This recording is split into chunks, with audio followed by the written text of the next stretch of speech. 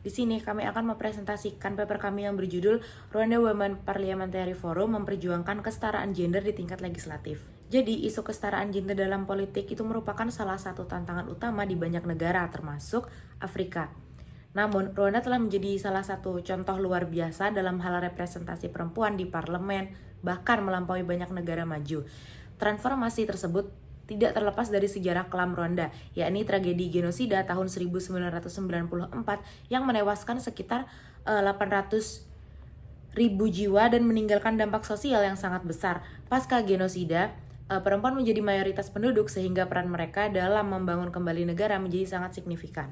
Melalui advokasi yang konsisten, Rwanda Women Parliamentary Forum atau FFRP itu berhasil mengawal berbagai kebijakan penting seperti undang-undang tentang kekerasan dalam rumah tangga, hak waris, serta perlindungan anak dan perempuan. Forum tersebut juga aktif dalam meningkatkan kapasitas anggota parlemen perempuan melalui pelatihan, seminar, dan pertukaran pengetahuan sehingga mereka dapat berkontribusi lebih efektif dalam proses legislasi. Metodologi penelitian ini bertumpu pada dua kerangka utama. Yang pertama, pendekatan gender mainstreaming yang digariskan ECOSOC menilai setiap kebijakan, program, dan legislasi dari sudut dampaknya bagi perempuan dan laki-laki secara seimbang. Konsep ini menolak anggapan netralitas gender, menegaskan bahwa seluruh keputusan publik selalu memiliki implikasi berbeda bagi kedua kelompok. Dengan demikian, strategi yang diambil bukan sekedar menambahkan komponen perempuan, melainkan melakukan transformasi sistemik dari perencanaan, pelaksanaan, hingga evaluasi, agar pengalaman dan kebutuhan perempuan diintegrasikan secara menyeluruh ke dalam arsitektur kebijakan negara. Yang kedua, penelitian ini memanfaatkan model Longway Women's Empowerment Framework untuk mengukur tingkat pemberdayaan perempuan melalui 5 jenjang hierarkis. Yang pertama, kesejahteraan, akses, kesadaran kritis, partisipasi, dan kontrol. Kerangka ini menawarkan alat diagnosis progresif guna menilai sejauh mana intervensi kebijakan seperti yang diperjuangkan Forum Perempuan Parlemen Rwanda berhasil memindahkan perempuan dari posisi penerima manfaat pasif menuju agen mengambil keputusan dengan kontrol penuh atas sumber daya dan kebijakan. Kombinasi gender mainstreaming dan model Longway memungkinkan analisis komprehensif. Yang pertama, memetakan integrasi isu gender dalam proses legislasi, dan yang kedua, menilai dampak pemberdayaan substantif bagi perempuan di berbagai tingkatan sosial politik. Forum Perempuan Parlemen Rwanda atau FFRP adalah organisasi lintas partai yang didirikan tahun 1996 setelah genosida 1994 di Rwanda. FFRP lahir sebagai respons atas kebutuhan rekonstruksi negara pasca konflik dan dengan fokus pada pemberdayaan perempuan di ranah politik dan legislasi. Visi utama FFRP adalah menciptakan masyarakat yang adil dan setara di mana laki-laki dan perempuan memiliki akses yang sama dalam pengambilan keputusan. Sedangkan misinya adalah meningkatkan peran perempuan dalam politik, mengarus utamakan isu gender dalam kebijakan publik, serta menjadi jembatan antara masyarakat dan parlemen. Selama 2 dekade terakhir, FFRP berhasil mendorong undang-undang progresif seperti hukum anti kekerasan berbasis gender dan pendidikan inklusif. Mereka juga berperan penting dalam penerapan kuota gender di parlemen yang membuat Rwanda menjadi negara dengan keterwakilan perempuan tertinggi di dunia, yakni lebih dari 60% sejak 2013.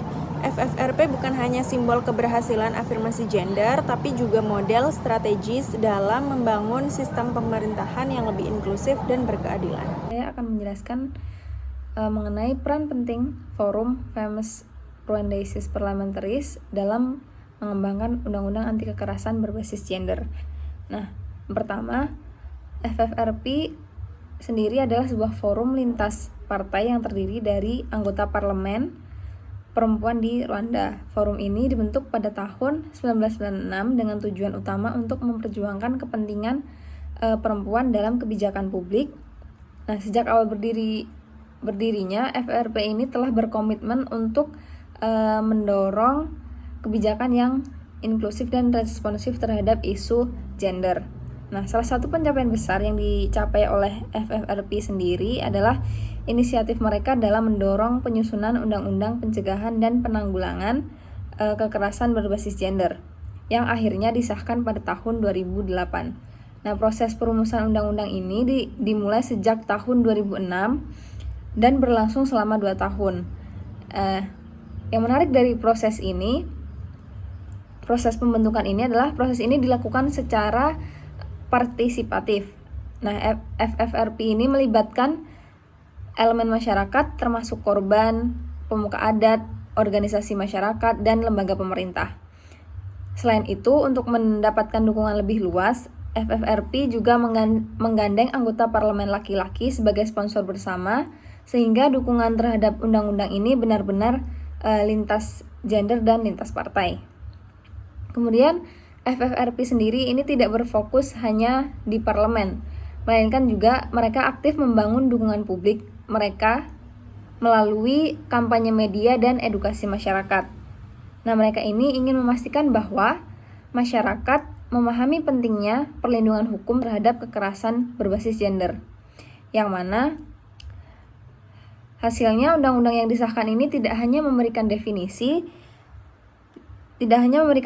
yang jelas mengenai kekerasan berbasis gender, namun juga dapat menyertakan mekanisme perlindungan terhadap korban serta sanksi pidana terhadap pelaku. Nah, keberhasilan forum ini menjadi contoh bagaimana perempuan di parlemen dapat menjadi pemotor penggerak perubahan kebijakan yang substantif. Nah, di negara seperti Rwanda yang memiliki sejarah konflik dan kekerasan ekstrim, capaian yang dicapai oleh forum ini tuh sudah sangat baik. Bahkan upaya FFRP ini diakui secara internasional sebagai salah satu praktik terbaik diplomasi legislatif berbasis gender di Afrika. Baik, di sini saya akan menjelaskan tentang dampak dan kontribusi FFRP.